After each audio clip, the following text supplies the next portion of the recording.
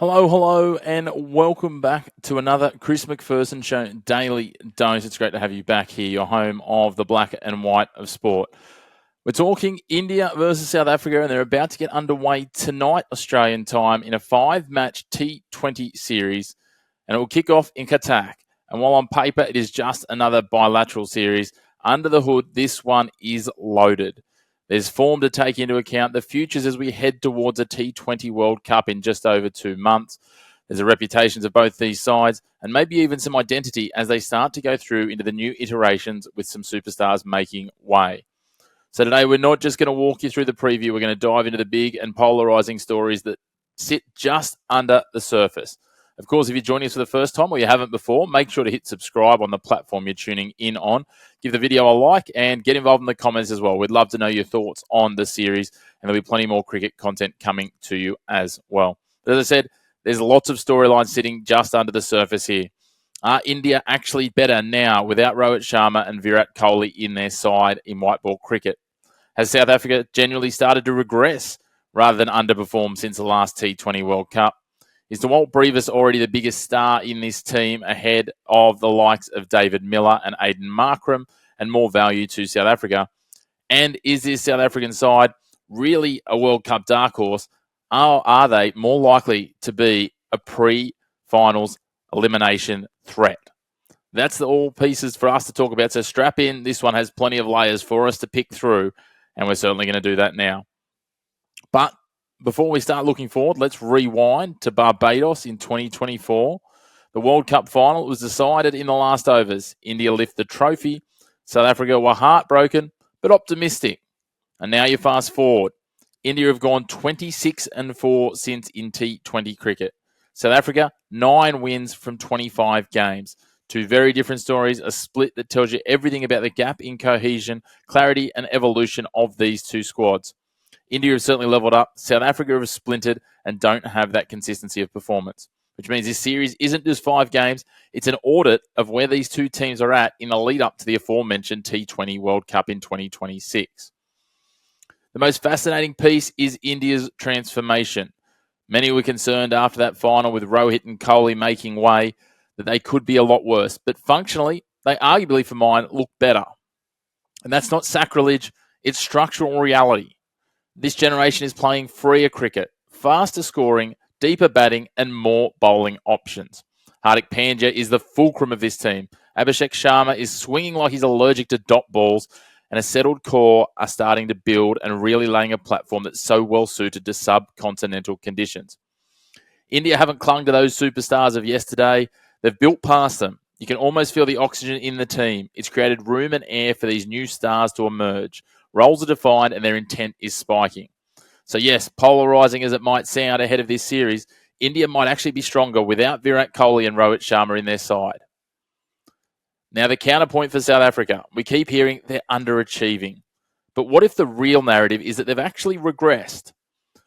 Klaasen's retired, Rabada is rested, Nortje has been absent for 18 months. De Kock is part-time at best, and their pipeline isn't replenishing stars quickly enough to fill those who are making their way out.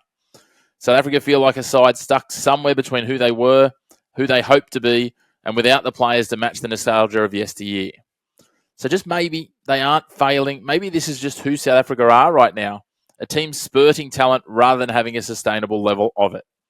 And that frames this series beautifully because India know exactly who they are, and I think it's fair to say South Africa don't quite. But if we drill down into the name stirring the pot that is the shining light for South Africa, it is DeWalt Brevis. A strike rate over 220 versus spin. He's averaging 60 against spin, and he's been cashing in across formats. And as I said before, the hot take is he may actually be the most valuable player beyond the likes of an Aiden Markram or a David Miller in this side. Miller is a legend, the finisher, the figurehead, an IPL superstar, so familiar with Indian conditions. But Brevis is the one who warps tactics. Oppositions are forced to change their plans because of him, and that is rare. If India worry about one middle-order player exploding, they should have their focus on DeWalt Brevis, not on David Miller. And this certainly says plenty about where South Africa's future lies and where their past might just be starting to slip. And this leads us to probably our hottest take in this conversation.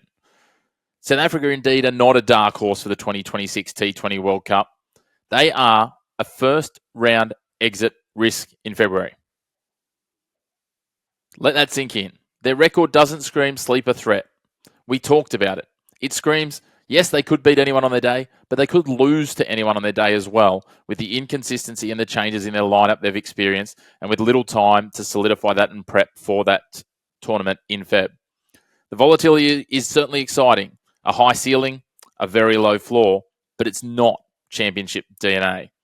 So now, does this series become more of a barometer? Or are they just inconsistent, or are they going to be outgunned when it comes to the big tournament in Feb? So how does it all shape up for Game 1 in Cuttack tonight? Well, India's priorities are going to be refinement of their squad. Shubman Gill resettling, getting in, focusing on that leadership role. Abhishek Sharma continuing his tear. If he can get set, he'll score big. We know that. He needs to do that with some consistency, but he's got all the ability in the world. Hardik Pandya building rhythm. Suryakumar Yadav rediscovering his productivity. For me, Sky needs to find a consistent role in this T20 lineup. Whether that's at number 3 or number 4, they need to give him a consistent role and allow him to play it across this 5-match series to set them the best platform ahead of the upcoming World Cup.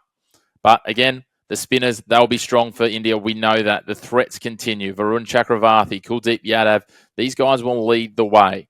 Their slow bowling on subcontinental pitches will be strong. For South Africa, their priorities are, I think it's fair to say, almost existential. Who opens? For mine, Aiden Markram is not the solution opening the batting. It takes away from his hitting in 3 and 4 positions in this lineup. The captaincy now on his shoulders.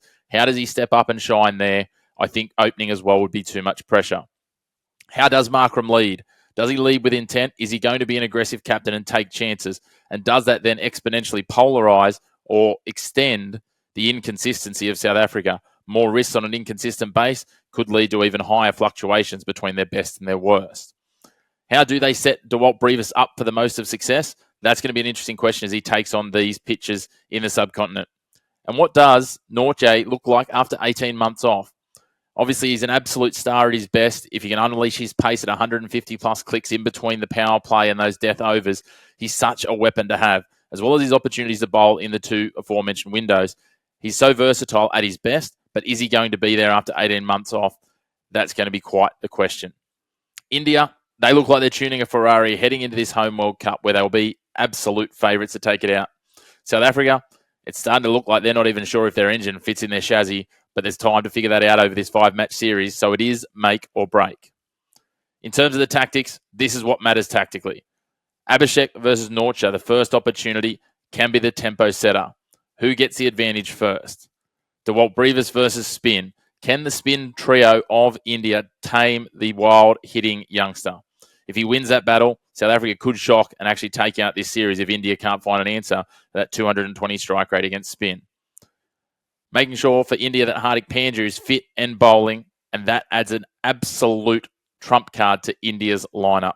It means that India are almost unbeatable when he is absolutely firing alongside their other assets. And Aiden Markram's batting position. Is it an identity choice as opposed to a tactical one? I think both Markram and Sky are in the same boat in that regard, and we need to make sure for their 2 sides that is nailed down and they find a settled spot at either 3 or 4 respectively in their 2 sides so that they can lead and build their batting positions around the lineup that's with them. And then, of course, there is the venue itself, Cuttack. India have never beaten South Africa at Cuttack. South Africa bowled India out for 92 there once. Heinrich Klaasen smashed them the last time, but he's not there. So the underdog in South Africa, the visitors, get the comfort blanket of history, while India get the chance to literally rewrite it to kick off the series. The narrative pressure is on the home side, but South Africa have so much to prove. They'll go in with a chip on their shoulder as the underdogs, and they'll have that challenger energy, while India, in front of their home crowds, will have the expectation. The great thing is we've got 5 matches, 2 teams, and plenty of spicy questions driving the current of it all. Are South Africa slipping further than we realise? Are India already better without those legends in Kohli and Sharma? Is DeWalt Brevis the new axis of South African cricket? And are South Africa more likely to flop than fly in the subcontinent in February? They're themes that will run through every game and every ball of this 5-match series, and we'll be here riding it with you. match recaps, reactions, and the big black and white truths, no greys here. So a big thank you for tuning in. If you haven't already, hit subscribe, jump into the comments, drop a rating on your podcast platform, and let us know what your takes are.